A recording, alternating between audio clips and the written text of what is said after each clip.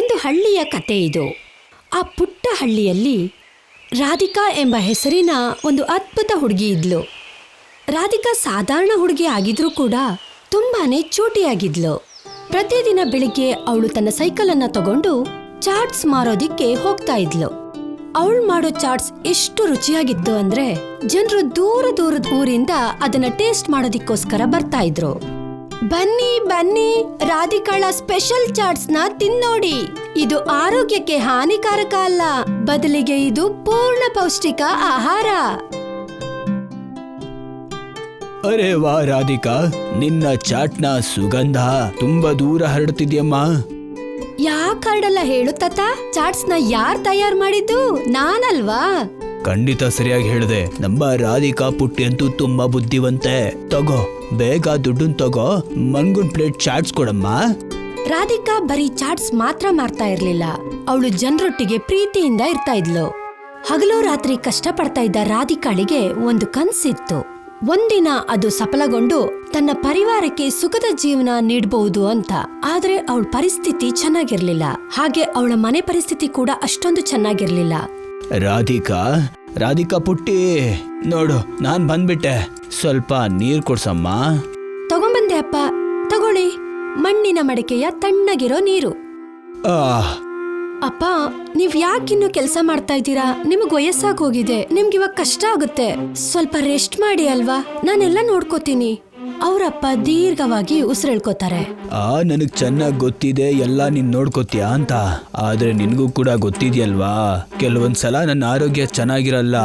ಒಂದ್ ವೇಳೆ ನಾನ್ ಮನೇಲಿ ಕುತ್ಕೊಂಡ್ ರೆಸ್ಟ್ ಮಾಡಿದ್ರೆ ಆಗ ಮನೆಯ ಜವಾಬ್ದಾರಿ ಎಲ್ಲ ನಿನ್ನ ತಲೆ ಮೇಲೆ ಬರುತ್ತೆ. ಅದಾದ್ಮೇಲೆ ನೀನು ಬರೀ ಮನೆ ಅಲ್ಲ, ನನ್ನ ಆರೋಗ್ಯದ ಮೇಲೂ ನೀನು ಖರ್ಚು ಮಾಡ್ಬೇಕಾಗತ್ತೆ. ಅದರಿಂದ ನೀನು ನೆಮ್ಮದಿಯಾಗಿ ಬದುಕೋಕ್ಕೂ ಆಗಲ್ಲ, ಮತ್ತೆ ಭವಿಷ್ಯದಲ್ಲಿ ಏನು ಕೂಡ ಉಳ್ಸಕ್ಕಾಗಲ್ಲ.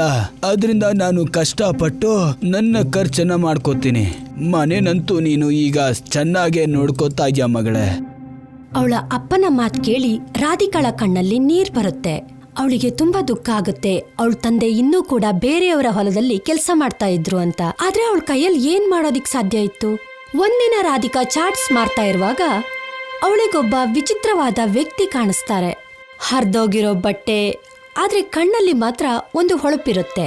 ಅವರು ನಿಧಾನವಾಗಿ ರಾಧಿಕಾಳ ಬಳಿ ಬರ್ತಾರೆ, ಮತ್ತೆ ಗಮನವಿಟ್ಟು ಚಾಟ್ಸ್ ಕಡೆ ನೋಡ್ತಾ ಇರ್ತಾರೆ. ನಿನ್ನ ಚಾಟು ತುಂಬಾ ಚೆನ್ನಾಗಿದೆ. ಹೇಳಿ, ನಿಮ್ಗೊಂದ್ ಪ್ಲೇಟ್ ಕೊಡ್ಲಾ? ಖಂಡಿತ. ಒಂದ್ಸಲ ನಾನು ಈ ಚಾಟ್ನ ತಿಂದ್ರೆ ನೋಡ್ತಿರು, ನಿನ್ನ ಹಣೆ ಬರ ಯಾವ ರೀತಿ ಬದಲಾಗುತ್ತೆ. ಹಣೆ ಬರ ಬದಲಾಗುತ್ತಾ? ಅದ್ ಹೇಗೆ? ಯಾಕಂದ್ರೆ ನನ್ನ ಹತ್ರ ಒಂದು ಮ್ಯಾಜಿಕ್ ಆದ ವಸ್ತು ಇದೆ. ಅದನ್ನ ನಿನಗೆ ಕೊಟ್ರೆ ನಿನ್ನ ಹಣೆ ಬರ ಯಾವ ರೀತಿ ಬದಲಾಗುತ್ತೆ ಅಂದ್ರೆ ನೀನು ಯೋಚನೆ ಮಾಡಕ್ಕೂ ಆಗಲ್ಲ. ಆ ವ್ಯಕ್ತಿಯ ಮಾತನ್ನ ಕೇಳಿ ರಾಧಿಕಾಗೆ ಶಾಕ್ ಆಯ್ತು. ಮ್ಯಾಜಿಕ್ ವಸ್ತುನಾ? ನೀವು ನಿಜವಾಗ್ಲೂ ಅದನ್ನ ನನಗೆ ಕೊಡ್ತೀರಾ? ಆದ್ರೆ ಇದ್ರ ಬದಲಿಗೆ ನೀನು ನಂಗೊಂದು ಮಾತು ಕೊಡ್ಬೇಕು. ನೀನ್ ಇದನ್ನ ಬರೀ ನಿನ್ನ ಒಳ್ಳೆ ಕೆಲ್ಸಕ್ಕೆ ಮಾತ್ರ ಬಳಸ್ಬೇಕು, ಮತ್ತೆ ಯಾವತ್ತೂ ಕೂಡ ದುರಾಸೆ ನೀನು ಮಾಡ್ಲೇಬಾರ್ದು. ರಾಧಿಕಾ ಯೋಚನೆ ಮಾಡೋದಿಕ್ಕೆ ಶುರು ಮಾಡ್ತಾಳೆ. ಅಲ್ಲ, ಈ ವ್ಯಕ್ತಿ ಸತ್ಯ ಹೇಳ್ತಾ ಇದ್ದಾರಾ ಅಥವಾ ಸುಳ್ಳು ಹೇಳ್ತಾ ಇದ್ದಾರಾ? ಆದ್ರೂ ವರ್ಷದ ಪ್ರತಿಫಲಕ್ಕೋಸ್ಕರ ಏನೂ ಬದಲಾಗಿರಲ್ಲ. ಒಂದು ಪ್ರಯತ್ನ ಪಟ್ರೆ ಏನಾಗುತ್ತೆ ಹೇಳು? ಆಯ್ತು, ನಾನ್ ನಿಮ್ಗೊಂದು ಮಾತು ಕೊಡ್ತೀನಿ. ನಾನು ಇದನ್ನ ಒಳ್ಳೆ ಕೆಲ್ಸಕ್ಕೆ ಮಾತ್ರ ಬಳಸ್ತೀನಿ. ನಾನು ಅತಿ ಆಸೆ ಅಂತೂ ಪಡೋದೇ ಇಲ್ಲ. ಆ ವ್ಯಕ್ತಿ ನಕ್ಬಿಟ್ಟು ರಾಧಿಕಾಳ ಕೈಗೆ ಒಂದು ಸಣ್ಣ ಚೀಲವನ್ನ ಕೊಡ್ತಾರೆ. ಮನೆಗ್ ಬಂದು ರಾಧಿಕಾ ಆ ಚೀಲವನ್ನ ಓಪನ್ ಮಾಡ್ತಾಳೆ. ಒಳಗಡೆ ಒಂದು ಚಿನ್ನದ ಚೀಟಿ ಇತ್ತು. ಅದ್ರ ಮೇಲ್ ಬರ್ದಿತ್ತು, ಯಾರು ದುರಾಸೆಯನ್ನ ಬಿಟ್ಟು ಕಷ್ಟಪಡ್ತಾರೋ ಅವರಿಗೆ ಸಿಗುತ್ತೆ ಈ ಜಾದುವಿನ ಫಲ. ಅರೆ, ಇದೇನಿದು? ಇದ್ರಲ್ಲಿ ಬರೀ ಒಂದು ವಾಕ್ಯ ಬರ್ತಿದಾರಲ್ಲ, ನಾನ್ ಇದ್ರಿಂದ ಏನ್ ಮಾಡ್ಲಿ? ನನ್ಗನ್ಸ್ತಾ ಇದೆ ಆ ವ್ಯಕ್ತಿ ಕೂಡ ಸುಳ್ಳು ಹೇಳಿದ್ರು ಅಂತ. ನಿರಾಶೆಯಿಂದ ರಾಧಿಕಾ ಆ ಚೀಟಿಯನ್ನ ಪಿಲ್ಲೋ ಕೆಳಗಡೆ ಇಡ್ತಾಳೆ.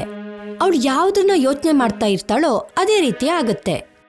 ಅವಳು ಬೆಳಿಗ್ಗೆ ಎದ್ದು ಪಿಲ್ಲೋ ಎತ್ತಿ ನೋಡಿದಾಗ ಅಲ್ಲಿ ಚಿನ್ನದ ಚೀಟಿ ಮಾಯ ಆಗಿರುತ್ತೆ. ಅದರ ಬದಲಾಗಿ ಅಲ್ಲಿ ಒಂದು ಮಸಾಲೆಯ ಪ್ಯಾಕ್ ಇರುತ್ತೆ. ಇದೇನಿದು? ಇದೊಳ್ಳೆ ಮಸಾಲಾ ಪ್ಯಾಕೆಟ್ ತರ ಇದೆಯಲ್ಲ, ಹಾಗಾದ್ರೆ ಚೀಟಿ ಎಲ್ಲೋಯ್ತು? ಬಿಡು, ಇವತ್ತಿನ ಚಾಟ್ಸ್ನ ಈ ಮಸಾಲೆಯಿಂದಾನೇ ಮಾಡೋಣ. ರಾಧಿಕಾಳ ಕನಸು ನನ್ಸಾಗೋದಿಕ್ಕೆ ಜಾಸ್ತಿ ಸಮಯ ಹಿಡಿಲಿಲ್ಲ. ಅವಳು ಆ ಚಮತ್ಕಾರಿ ಮಸಾಲದಿಂದ ಚಾಟ್ಸ್ನ ತಯಾರು ಮಾಡ್ತಾ ಇರ್ತಾಳೆ. ಅದ್ರ ಸುಗಂಧ ಇಡೀ ಮನೆಯಲ್ಲೆಲ್ಲ ತುಂಬಿಕೊಂಡಿರುತ್ತೆ. ಅರೆ ವಾ, ಇವತ್ತಂತೂ ತುಂಬಾ ಸುಂದರವಾಗಿ ಸ್ಮೆಲ್ ಬರ್ತಾ ಇದೆ. ನನ್ಗನ್ಸೈತೆ ಇವತ್ತು ನಾಷ್ಟ ತುಂಬಾ ಚೆನ್ನಾಗಿರುತ್ತೆ ಅಂತ. ಸರಿಯಾಗಿ ಹೇಳಿದ್ರಿ ಅಪ್ಪ. ಇವತ್ತಿನ ತಿಂಡಿಯನ್ನ ನಾನು ಹೊಸ ಮಸಾಲೆಯಿಂದ ಮಾಡಿದ್ದೀನಿ. ಅರೇ ವಾ, ಇದಂತೂ ನಿಜವಾಗ್ಲೂ ತುಂಬಾ ಸ್ವಾದಿಷ್ಟವಾಗಿದೆ. ಇದು ಅದ್ಭುತ ರಾಧಿಕಾ. ಇಂಥ ಚಾಟನ ನಾನು ಯಾವತ್ತೂ ತಿಂದಿಲ್ಲ ರಾಧಿಕಾ.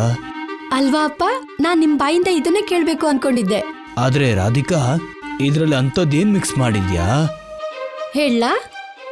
ಹೇಳಮ್ಮ. ಜಾದುವಿನ ಮಸಾಲ. ಜಾದುವಿನ ಮಸಾಲದಿಂದ ಮಾಡಿದ ಚಾಟ್ಸ್ನ ಟೇಸ್ಟು ತುಂಬಾನೇ ಚೆನ್ನಾಗಿತ್ತು. ಎಲ್ಲದಕ್ಕಿಂತ ಮುಖ್ಯವಾದ ಮಾತೇನಂದ್ರೆ ಅದರಿಂದ ಅವಳು ಎಷ್ಟು ಮಸಾಲೆಯನ್ನ ತೆಗೆದ್ರೂ ಕೂಡ ಆ ಪ್ಯಾಕ್ ಖಾಲಿನೇ ಆಗ್ತಾ ಇರ್ಲಿಲ್ಲ. ಅದು ತನಗ್ ತಾನೇ ತುಂಬ್ಕೋತಾ ಇತ್ತು. ಅದೇ ಒಂದು ಶಾಕಿಂಗ್ ನ್ಯೂಸ್ ಆಗಿತ್ತು. ಆದ್ರೆ ರಾಧಿಕಾ ಇದರಿಂದ ಬಹಳ ಖುಷಿಯಾಗಿದ್ಲು. ನಿಧಾನವಾಗಿ ರಾಧಿಕಾಳ ಕೈಯಿಂದ ಮಾಡ್ತಾ ಇದ್ದ ಚಾಟ್ಸ್ ಜನರಿಗೆ ಸಿಕ್ಕಾಪಟ್ಟೆ ಇಷ್ಟ ಆಗ್ತಾ ಇತ್ತು. ಅವಳಿಗೆ ಒಳ್ಳೆ ವ್ಯಾಪಾರ ಆಗೋದಿಕ್ಕೆ ಶುರು ಆಯ್ತು. ಅವಳು ತಕ್ಷಣ ಒಂದು ಅಂಗಡಿಯನ್ನ ಓಪನ್ ಮಾಡ್ತಾಳೆ. ಬನ್ನಿ ಬನ್ನಿ, ಜಾದುವಿನ ಮಸಾಲದಿಂದ ಮಾಡಿದಂತಹ ಸ್ಪೆಷಲ್ ಚಾಟ್ಸ್ ನ ತಿನ್ನಿ. ಇದು ನಿಮ್ಮ ಆರೋಗ್ಯಕ್ಕೆ ಖಂಡಿತ ಹಾನಿಕಾರಕ ಅಲ್ಲ, ಬದಲಾಗಿ ಪೌಷ್ಟಿಕ ಆಹಾರ.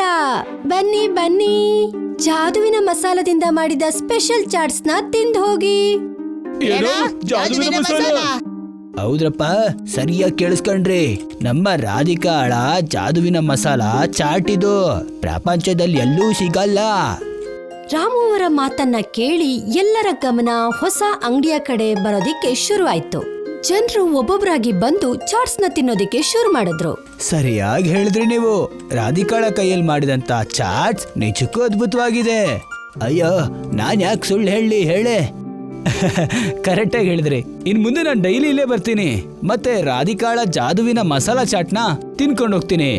ನಿಧಾನವಾಗಿ ರಾಧಿಕಾ ಬರೀ ಚಾಟ್ಸ್ ನ ಮಾರಿ ದುಡ್ಡು ಮಾಡ್ತಾ ಇರ್ಲಿಲ್ಲ. ಜೊತೆಗೆ ಪ್ರತಿದಿನ ಹೊಸ ಗ್ರಾಹಕರನ್ನ ತನ್ನ ಅಂಗಡಿ ಹತ್ರ ಸೇರ್ಸ್ಕೊತಾ ಇದ್ಲು. ಇದೇ ಆ ಸಮಯ ಅನ್ಸುತ್ತೆ ರಾಧಿಕಾಳ ಹಣೆ ಬರ ಚೇಂಜ್ ಆಗುವಂತದ್ದು. ಇಲ್ ನೋಡಿ, ನೀವೇನ ರಾಧಿಕಾ? ನೀವು ಆ ಸ್ಪೆಷಲ್ ಮಸಾಲದಿಂದ ಫೇಮಸ್ ಆಗಿರೋ ರಾಧಿಕಾ? ಹಾ, ಅದು ನಾನೇ. ಏನು ನಿಮ್ಗೊಂದ್ ಪ್ಲೇಟ್ ಚಾಟ್ಸ್ ಕೊಡ್ಲಾ? ಹಾ, ಖಂಡಿತ. ರಾಧಿಕಾ ತಕ್ಷಣ ಒಂದ್ ಪ್ಲೇಟ್ ಚಾಟ್ಸ್ ರೆಡಿ ಮಾಡಿ ಮಾಯಾಗೆ ಕೊಡ್ತಾಳೆ. ಚಾಟ್ಸ್ ತಿಂತಾ ಇದ್ದಾಗೆ ಮಾಯಾಳ ಕಣ್ಣುಗಳಲ್ಲಿ ಖುಷಿ ಹೆಚ್ಚಾಗುತ್ತೆ. ಖಂಡಿತ ಅದೇ ಸ್ವಾದ, ನನಗ್ ಹೇಳಿದ್ರಲ್ವಾ, ಅದೇ ಸ್ವಾದ. ಅಂದ್ರೆ ರಾಧಿಕಾ, ನಾನ್ ಜನಕಲ್ಯಾಣ ವಿಭಾಗದಿಂದ ನಿನ್ನ ನೋಡೋದಿಕ್ಕೋಸ್ಕರ ಬಂದಿದ್ದೇನೆ. ಏನು, ಜನಕಲ್ಯಾಣ ವಿಭಾಗದಿಂದನಾ? ಆದ್ರೆ ಯಾಕೆ? ನಿನ್ ಚಾಟ್ಸ್ಗೋಸ್ಕರ. ನಾವು ಇಲ್ಲಿ ಇಡೀ ಹಳ್ಳಿಯ ಜನರ ಹೆಲ್ತ್ ಚೆಕಪ್ ನ ಮಾಡಿದ್ವಿ. ಎಲ್ರ ಆರೋಗ್ಯನೂ ಕೂಡ ಚೆನ್ನಾಗಿದೆ. ಮತ್ತೆ ಗೊತ್ತಾಯ್ತು, ಜನರು ಅನಾರೋಗ್ಯದಿಂದನೂ ಗುಣಮುಖರಾಗಿದ್ದಾರೆ. ಅವರ ರೋಗ ಪ್ರತಿರೋಧ ಕೂಡ ಕಡಿಮೆ ಆಗಿದೆ. ಇದು ಹೇಗಾಗಿದೆ ಅಂತ ನಾನ್ ತಿಳ್ಕೊಂಡಾಗ ನಾವು ಕೆಲವರ ಆಹಾರದ ಬಗ್ಗೆ ತಿಳ್ಕೊಂಡ್ವಿ. ಆಗ ನಮಗ್ ಗೊತ್ತಾಯ್ತು, ಇದಕ್ ಕಾರಣ ನಿನ್ನತ್ರ ಇರೋ ವಿಶೇಷ ಮಸಾಲ. ನೀನದನ್ನ ನಿನ್ನ ಚಾಟ್ಸಲ್ ಬಳಸ್ತಾ ಇದೀಯಲ್ಲ, ಅದು. ನಿಜವಾಗ್ಲೂ ಇದಂತೂ ತುಂಬಾ ಒಳ್ಳೆ ವಿಷಯ. ಖಂಡಿತ ಅದೇ ಕಾರಣಕ್ಕೆ ನಾನಿಲ್ಲಿ ನಿನಗೆ ಸನ್ಮಾನ ಮಾಡೋದಿಕ್ಕೆ ಬಂದಿದ್ದೀನಿ. ನಿನಗ್ ಗೊತ್ತಿಲ್ದೇನೆ ನಿನ್ ಜನರಿಗೆ ತುಂಬಾ ಒಳ್ಳೆ ಕೆಲ್ಸನ ಮಾಡಿದೀಯಾ. ಎಂತ ಸನ್ಮಾನ, ಎಂತ ಬಹುಮಾನ. ನಿನ್ನ ಒಂದು ಅದ್ಭುತ ರೆಸಿಪಿಗೆ ಸರ್ಕಾರ ಪರ್ಮಿಷನ್ ನೀಡ್ತಾ ಇದೆ. ಇವಾಗಿನಿಂದ ಪ್ರತಿ ಹಾಸ್ಪಿಟಲ್ನಲ್ಲೂ ರೋಗಿಗಳಿಗೆ ನಿನ್ನ ಕೈಯಾರೆ ಮಾಡಿದಂತಹ ಮಸಾಲಾ ಚಾಟ್ಸ್ನೇ ಕೊಡ್ತೀವಿ. ಅದರಿಂದ ಅವರು ಬೇಗ ಗುಣಮುಖರಾಗ್ತಾರೆ. ಈ ಪೂರ್ತಿ ಪ್ರಾಜೆಕ್ಟ್ ಅನ್ನ ಸಂಭಾಳಿಸೋದಿಕ್ಕೆ ನಮ್ಮ ಅಧಿಕಾರಿಗಳು ನಿನ್ನನ್ನು ಆಯ್ಕೆ ಮಾಡಿದ್ದಾರೆ. ಈ ಯೋಜನೆಯ ಅರ್ಧ ಅಧಿಕಾರ ಮತ್ತೆ ಅಡ್ವಾನ್ಸ್ ಅನ್ನ ಇವಾಗ ನಾನೇನ್ ಕೊಡ್ತಾ ಇದ್ದೀನಿ. ಉಳಿದಿದ್ದ ಹಣನ 1 ತಿಂಗಳಾದ ನಂತರ ಕೊಡ್ತೀವಿ. ಮಾಯಾಳ ಮಾತ್ ಕೇಳಿ ರಾಧಿಕಾಗೆ ತುಂಬಾನೇ ಖುಷಿ ಆಯ್ತು. ವರ್ಷವಿಡೀ ಕಷ್ಟಪಟ್ಟಿದ್ದಕ್ಕೆ ಕೊನೆಗೂ ಅವಳಿಗೆ ಅದ್ರ ಫಲ ಸಿಕ್ತು. ಈಗ ರಾಧಿಕಾಳ ಜೀವನದಲ್ಲಿ ದುಃಖನೂ ಇರ್ಲಿಲ್ಲ, ಹಾಗೆ ಕಷ್ಟನೂ ಇರ್ಲಿಲ್ಲ. ರಾಧಿಕಾ ಮತ್ತೆ ಅವಳ ತಂದೆ ಹಳ್ಳಿಯಲ್ಲಿ ಅವರ ಹೊಸ ಮನೆಯಲ್ಲಿ ಖುಷಿ ಮತ್ತು ಸಂತೋಷದಿಂದ ಜೀವನ ನಡೆಸ್ತಾ ಇದ್ರು. ಅದು ಹೆಮ್ಮೆಯಿಂದ.